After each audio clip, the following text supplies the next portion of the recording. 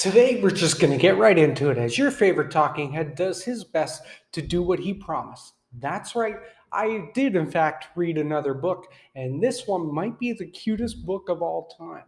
I'm just trying to think. I don't think I've read anything cuter. Today's review is on You're My Home by Debbie Burns, a very happy go lucky writer that I hope you guys will enjoy. Hi, I'm your host, Chris Humphrey. And for those of you who don't know who I am, I'm just another loser critic doing my best to get out there and get my opinion out there, especially on books. And I did it. I kept my promise and I read You're My Home by Debbie Burns. And I'm going to give you the lowdown on this beautifully written, cute book. Can I say cute about a book? Yeah, this book was incredibly cute. The good, the bad, and the ugly. But first, we're going to start with the bad. And there's not much bad to it because for the unedited copy that my publisher got to me, I didn't see anything wrong with the structure and sentence and paragraphs and grammar. So whoever edited this book gets a lot of credit because for an unedited copy, I didn't see any problem with that. But what people aren't going to like, especially writers in today's world, is that it takes about 10 chapters to finally get into problems within the book.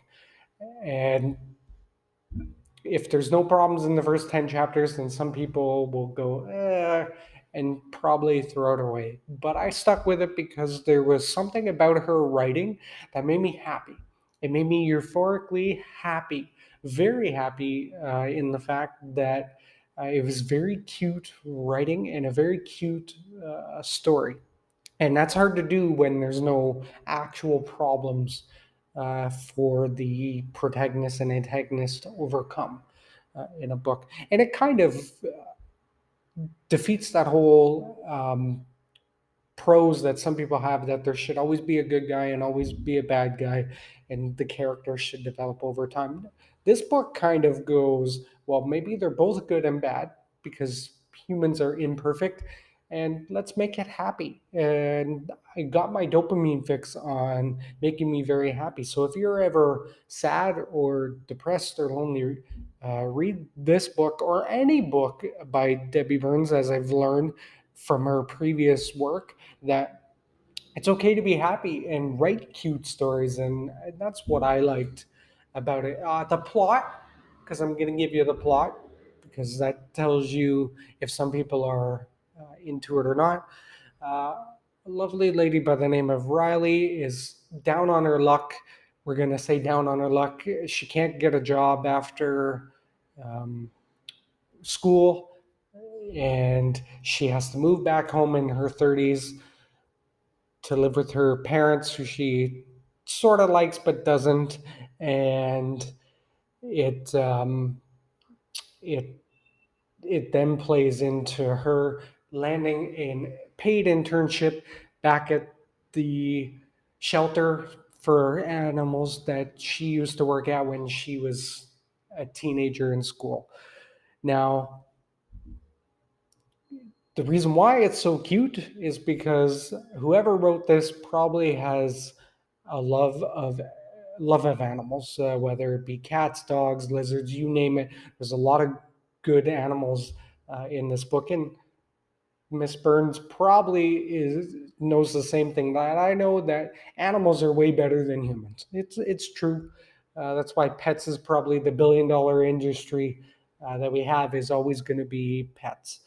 The rest of the story plays out that she finds her long lost love when she was a teenager, Levi or Levy, depending on how you want to say it. And are they going to get back together? Maybe they won't. It's a cute story, right? And you have to follow along this cute story to see will they, won't they, whether it has to do with brain injuries or autism or whatever the characters she throws at you do.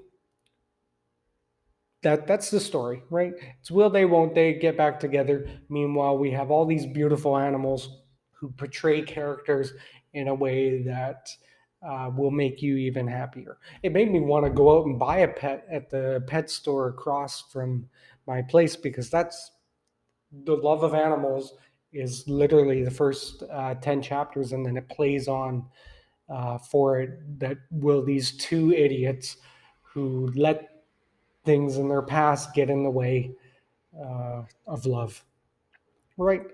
uh, what I really liked about it, so like I said, with the bad, we'll get back to the bad. What people aren't going to like is it takes about 10 chapters for a problem to occur. Okay. But because the writer is constantly happy throughout this book, I didn't feel any sadness throughout. And that's what I liked about it. I guess I was in a very melancholic and depressed way after my hockey team may have lost a hockey game. That when I read this book, it made me happy. It made me really like animals even more than I do humans already, and it made me really happy. It was a very cute read. So if you're looking for something to make you happy and get that dopamine fix that you've been missing, this is kind of the book for you, especially if you really like animals. The characters could use some polishing off, and that's fine. It probably may take me reading another one of her books, which I did pick up because I liked her style of writing. I liked that everything was so cute and happy. It was kind of refreshing because a lot of books can be Debbie Downers, or they can be sexual fantasies that would be great, but okay in romance books. But this was very cute writing. It was cuter than any Nicholas Sparks book I ever read. And I don't want to put Nicholas Sparks down because he's probably the king of writing cheesy romance, but this was cuter. I know you guys always wait until the bitter end to see what I've ranked it and where I've ranked it, sorry, and what score I've given it. But first, we'd like to say our goodbyes to a book and the Aether Chronicles Rebellion. I'm sorry, I'm sad to see you go, but you will be missed. And if you're not, go back to my previous video to find out what I liked about that book. But this book, I'm going to give a 7. It was very cute. Like I said, there wasn't a lot of problems in it for people who like books with people that have problems. There wasn't a lot of gruff, crazy problems. Maybe brain injuries and autism could be considered a bit of a problem, or dealing with people with autism could be. Although I don't think, as some people think, that people who are reclusive and who like to be alone and don't want to go out are autistic. Maybe they're just human, and that's the way we should be. Maybe I have autism one of those time, and maybe the way the writer described it made me go, maybe I am autistic. Uh, because I do like the stock exchange, and I'd rather be home watching a good movie or reading a good book. But either way, I liked it. It was very cute.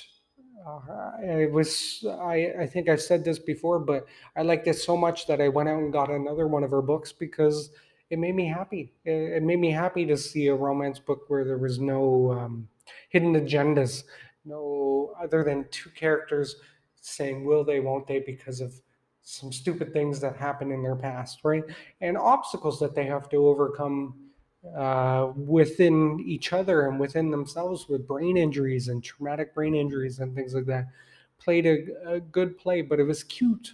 That's why I gave it a 7. That's why I put it where I put it. And that's why I can't wait to see what book I read next, and where it's going to land on the list, and how I'm going to rank it. I hope you guys go out there and read it. Please do. It comes out on Tuesday, May 9th. I believe Tuesday's the 9th. Please go out there and pick it up wherever you can, whether it's Barnes and Nobles, uh, whether it's Dave and Buster's, or Indigo, Chapters, Amazon, Apple. Go out there and get it. You will enjoy it because it's a very happy book, And if you don't know, again, it's You're My Home by Debbie Burns, the great writer who has the ability to make things cute. And that's a good trait for a writer to have. So, any writer that wants to write cute novels, this is the author you should follow. I appreciate your guys' patience. Thanks for watching the video. If I don't see you again, good morning, good afternoon, and good night. Ciao. Producer, play some happy music for me, baby.